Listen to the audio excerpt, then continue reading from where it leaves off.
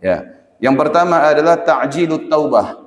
Allah Subhanahu wa taala akan menjadikan orang tersebut bersegera untuk bertaubat kepada Allah. Dan orang yang mengingat kematian itu akan menyegerakan dirinya untuk bertaubat kepada Allah Subhanahu wa taala. Karena dia memikirkan bahwasanya ya taubat itu adalah merupakan pintu di mana Allah Subhanahu wa taala menerima keadaan seorang hamba. Dan ingat, setiap orang yang pernah bermaksiat kepada Allah tidak boleh kita ungkit maksiatnya.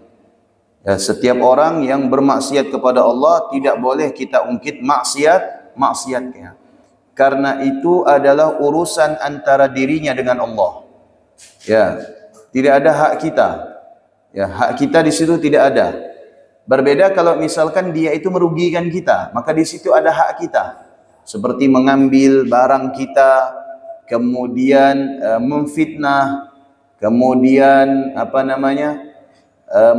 menjatuhkan kehormatan, kemudian menggosip, mengadu domba, itu hak kita yang diambil oleh mereka.